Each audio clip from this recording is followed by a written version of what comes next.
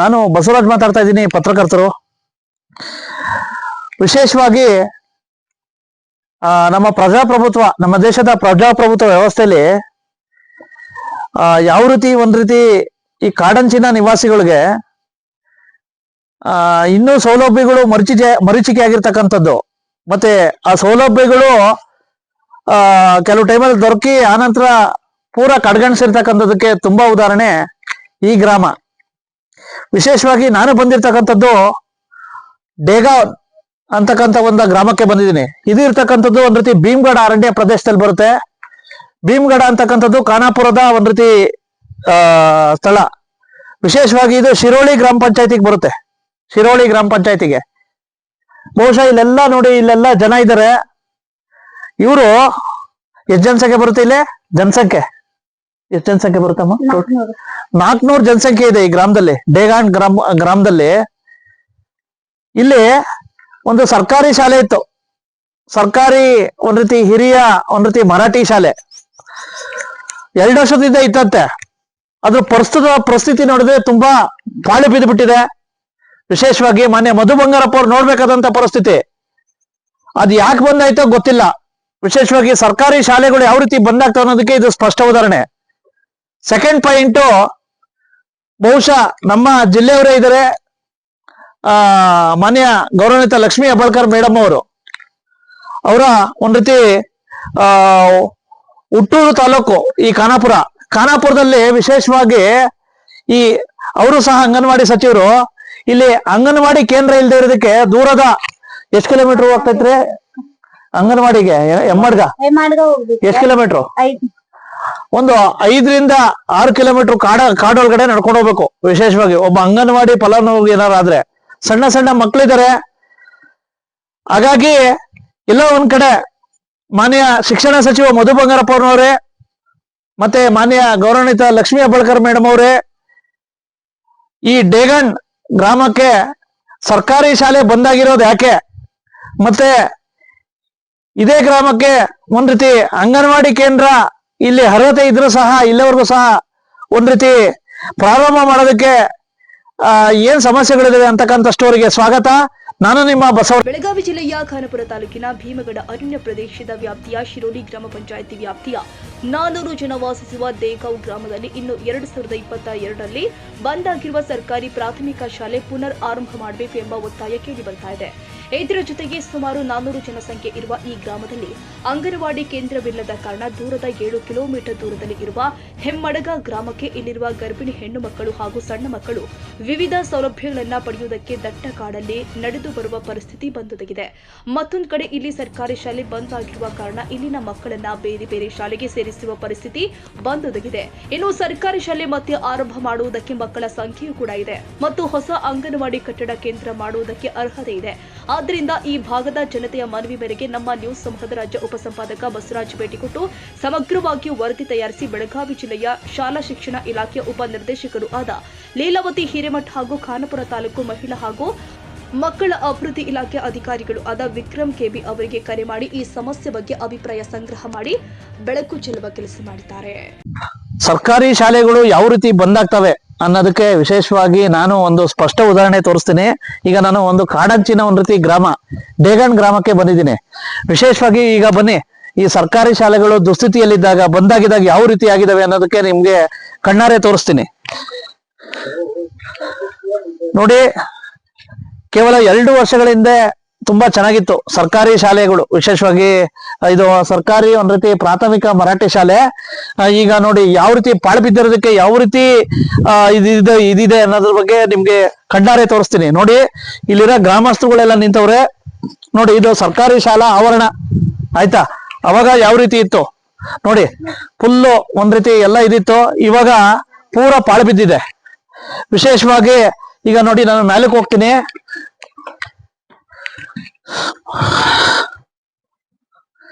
ನೋಡಿ, ಈ ಒಂದು ಸರ್ಕಾರಿ ಶಾಲೆಯಲ್ಲಿ ಈ ರೀತಿ ಬಂದಾಗಿರೋದಕ್ಕೆ ನೋಡಿ ಈ ರೀತಿ ಎಲ್ಲ ಪಾಳು ಬಿದ್ದಿದ್ದಾವೆ. ಮತ್ತೆ ಇಲ್ಲಿ ನೋಡಿ, ಈ ಕಳ್ಳ ಕಾಕರ ಒಂದ್ ರೀತಿ ಹಾವಳಿ ಜಾಸ್ತಿ ಆಗಿದೆ. ನೋಡಿ, ಈ ಒಂದು ಬೀರೆಣ್ಣೆನೂ ಸಹ ಇದ್ರೊಳಗಿದೆ ಆಯ್ತಾ. ಈ ರೀತಿ ಪರಿಸ್ಥಿತಿ ಆಗ್ಬಿಟ್ರೆ ಯಾವ ರೀತಿ ಮನೆ ಮಧು ಬಂಗಾರಪ್ಪನವ್ರೆ ಶಾಲೆ ದಯವಿಟ್ಟು ಶಾಲೆಗಳಲ್ಲಿ ಸರ್ಕಾರಿ ಶಾಲೆ ಬಂದಾಗಿರ್ತಕ್ಕಂಥವಕ್ಕೆ ರಕ್ಷಣೆ ಕೊಡಿ, ಇಲ್ಲ ಅದು ಪುನರಾರಂಭ ಮಾಡಿ. ಯಾವುದೋ ಒಂದು ಕುಂಟು ನೆಪ ಹೇಳಿ ಶಾಲೆನ ಒಂದ್ ರೀತಿ ಬಂದ್ ಮಾಡೋದಲ್ಲ, ಆಯ್ತಾ. ಈಗ ಇದು ಒಂದ್ ರೀತಿ ಸರ್ಕಾರಿ ಆಗಿನ ಸಂದರ್ಭದಲ್ಲಿ ಇದು ಒಂದ್ ರೀತಿ ಸರ್ಕಾರಿ ಇದಾಗಿತ್ತು ಅನ್ನೋದಕ್ಕೆ ಇದೇ ಸಾಕ್ಷಿ ನೋಡಿ. 2023 ಕೊನೆಯದು ಬರ್ದಿದ್ದಾರೆ ಏನು ಸಾಕ್ಷರತಾ ಪರೀಕ್ಷೆ ಅಂತ, ಮೋಸ್ಟ್ಲಿ 23 ಇದು ಬಂದಾಗಿರ್ಬೇಕು. 2023 ಬರ್ರಿ ತಡ್ರಿ. ಈಗ ನಾನು ಈ ಶಾಲೆ ಇಲ್ಲಿಗೆ ಹೋಗ್ತೀನಿ.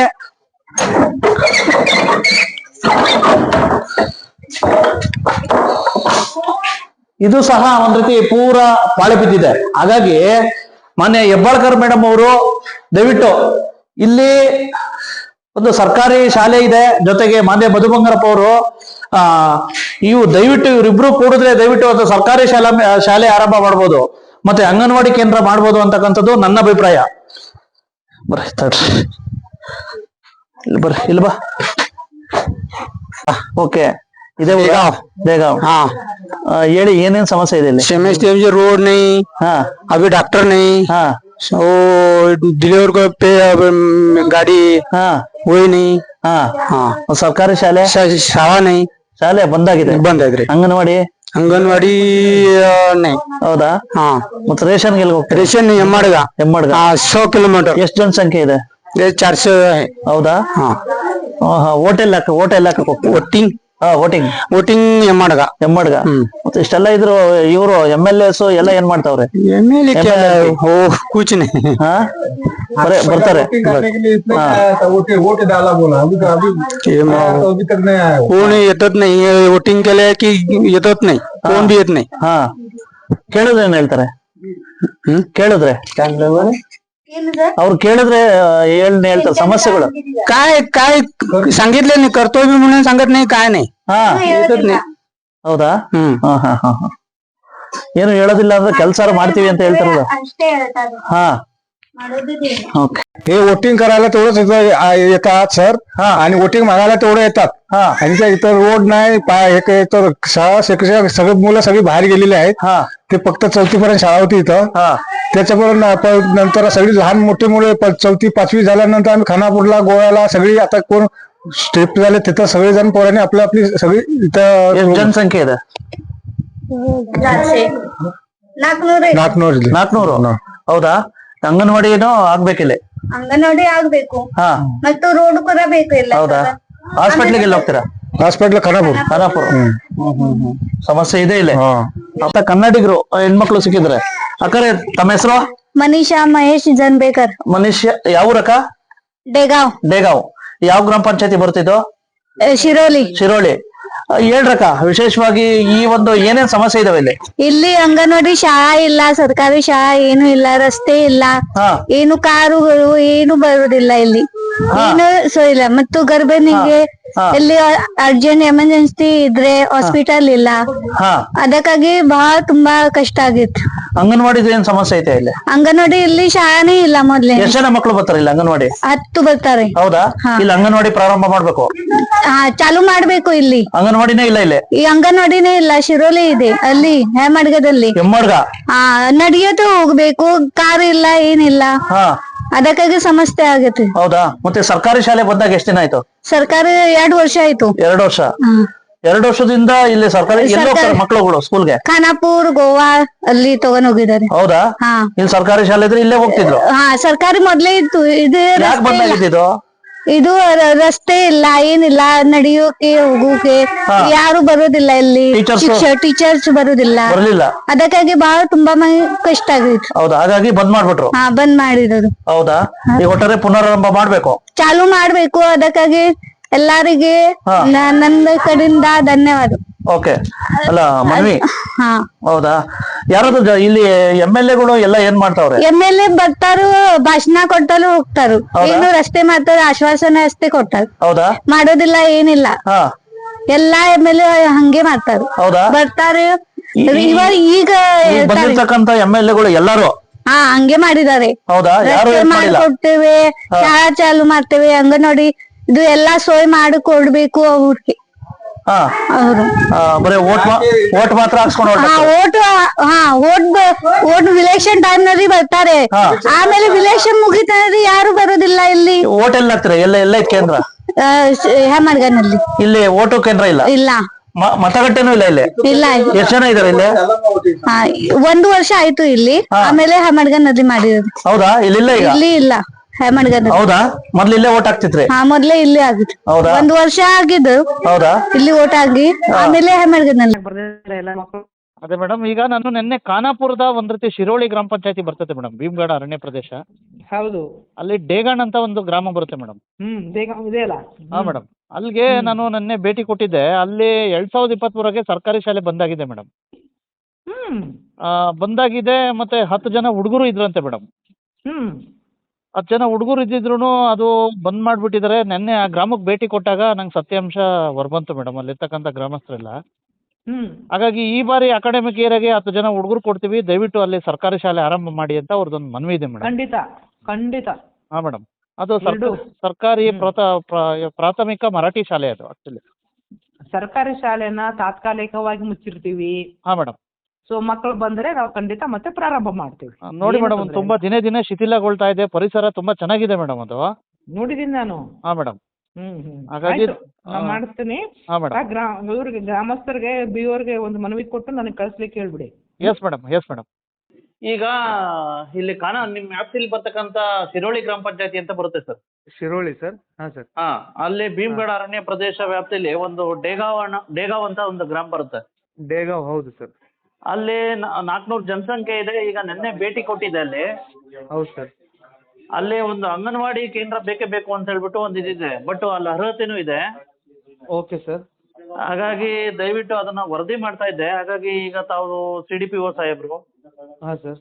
ಹಾಗಾಗಿ ದಯವಿಟ್ಟು ಅಲ್ಲೊಂದು ಈ ವರದಿ ಉಲ್ಲೇಖ ಮಾಡಿ ಅಲ್ಲಿ ಮನವಿನೂ ಕೊಡ್ತಾರೆ, ದಯವಿಟ್ಟು ಅಲ್ಲೊಂದು. ಖಂಡಿತ ಸರ್. ಸರ್ ಈಗ ನನ್ನ ಗಮನಕ್ಕೆ, ಈಗ ನಾನು CDPO ಆದ್ಮೇಲೆ 1 ತಿಂಗಳಲ್ಲಿ ಒಂದು ಇದು ಅದು ಔರತ್ ಬೈಲ್ ಒಂದು ಗಮನಕ್ಕೆ ಬಂದಿತ್ತು ಸರ್. ಹಾ, ಅದನ್ನ ನಾನು ಸರ್ವೆ ಮಾಡಿದ್ದೀನಿ. ಅಲ್ಲಿ ನಮ್ಗೆ 34 ಬೆನಿಫಿಷರಿ ಸಿಕ್ಕರು ಎಲ್ಲರೂ. ಆ ಪ್ರಸ್ತಾವನೆನ ನಾನು ಸರ್ವೆ ಮಾಡ್ಬಿಟ್ಟು ಆಲ್ರೆಡಿ ಹೆಡ್ ಆಫೀಸ್ ಕಳ್ಸಿದ್ದೀನಿ. ಸೊ ಆ ತರ ತಾಲೂಕಲ್ಲಿ ಎಲ್ಲೇ ಅವಶ್ಯಕತೆ ನಮ್ ಗಮನಕ್ಕೆ ತಂದ್ರೆ ನಾನು ಸರ್ವೆ ಮಾಡಿಸ್ಬಿಟ್ಟು ಗೌರ್ಮೆಂಟ್ ಇಮಿಡಿಯೇಟ್ ಆಗಿ ಸ್ಯಾಂಕ್ಷನ್ ಗೆ ಪ್ರಪೋಸಲ್ ಕಳಿಸ್ತಾ ಇದ್ದೀನಿ.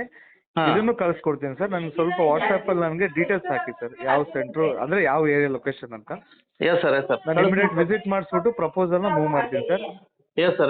ಬೆನಿಫಿಷರ್ ಅಲಾಂಗ್ ಜೊತೆಗೆ ನಮ್ಗೆ ಈಗ ಮಿನಿಮಮ್ 800 ಬೆನಿಫಿಷರಿ ಒಂದು ಅಂಗನವಾಡಿಗೆ ಪ್ರಾವಿಷನ್ ಇದೆ ಗೌರ್ಮೆಂಟ್ ಅಲ್ಲಿ. ಈಗ ಅಂದಾಜು ಒಂದು ಅಂಗನವಾಡಿ ಕೇಂದ್ರ ಆಗಕ್ಕೆ ಎಷ್ಟು ಹುಡುಗರು ಬೇಕು ಸರ್ ತಮ್ಮ ಪ್ರಕಾರ? ಸರ್ ಹುಡುಗರದ್ದು ಅನ್ನಲ್ಲ ಸರ್, ಪಾಪ್ಯುಲೇಷನ್ ಸರ್ವೆ ಮೇಲೆ ಹೋಗುತ್ತೆ.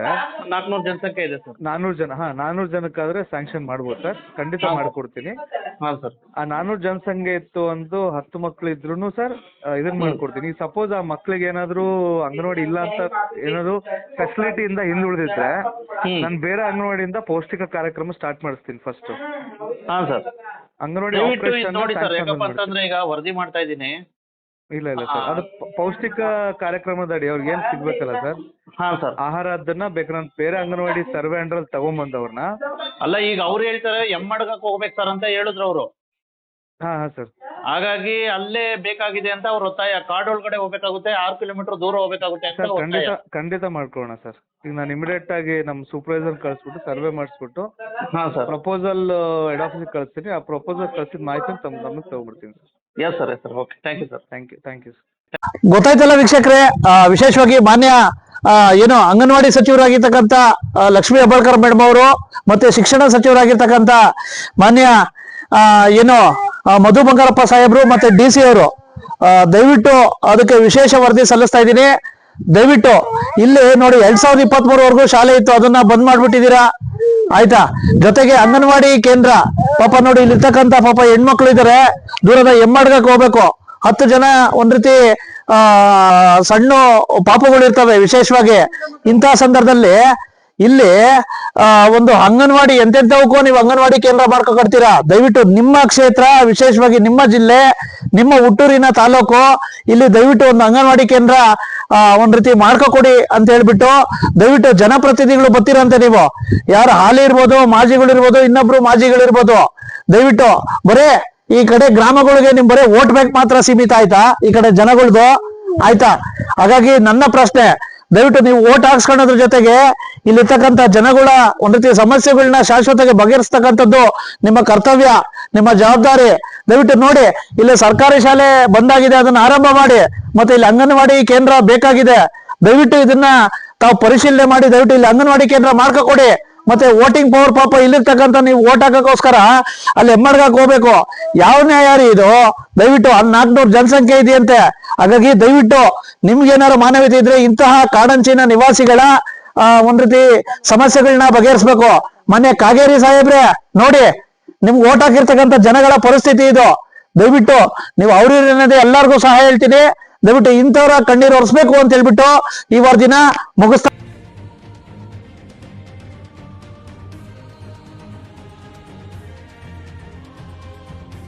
ಕನ್ನಡಿಗರ ಮೆಚ್ಚಿನ ನಿಮ್ಮ AJ 24/7 ನ್ಯೂಸ್ ಕನ್ನಡ ವಾಹಿನಿ ಇದೀಗ ಟಿವಿಯಲ್ಲಿ ಲಭ್ಯ. ವೇಳೆ ನೋಟಿಸ್ ಕೊಟ್ಟಿದ್ರೆ ವಾಪಸ್ ತಗೋತೀವಿ.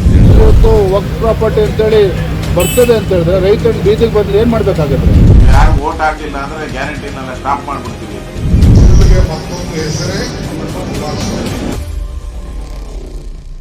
ಕರ್ನಾಟಕ ಮತ್ತು ದೇಶ ವಿದೇಶ 360 ಡಿಗ್ರಿ ಸುದ್ದಿ ಹಾಗೂ ಉತ್ತರ ಕರ್ನಾಟಕ, ಬೆಳಗಾವಿ, ಬಾಗಲಕೋಟೆ, ಧಾರವಾಡ, ಹಾವೇರಿ, ಗದಗ, ಬಿಜಾಪುರ ಜಿಲ್ಲೆಯ ಕ್ಷಣ ಕ್ಷಣದ ವಿವರವನ್ನ ಪಡೆಯುವುದಕ್ಕೆ AJ 24/7 ನ್ಯೂಸ್ ಕನ್ನಡ ವಾಹಿನಿಯನ್ನ ಲೈಕ್ ಮಾಡಿ, ವಿಡಿಯೋಗಳನ್ನ ಶೇರ್ ಮಾಡಿ, ಕಮೆಂಟ್ ಮಾಡುವ ಮೂಲಕ ನಮ್ಮ ವಾಹಿನಿಗೆ ಸಹಕಾರ ನೀಡಿ ಮತ್ತು ಚಾನೆಲ್ ಅನ್ನ ಸಬ್ಸ್ಕ್ರೈಬ್ ಮಾಡಿ. ಧನ್ಯವಾದಗಳು.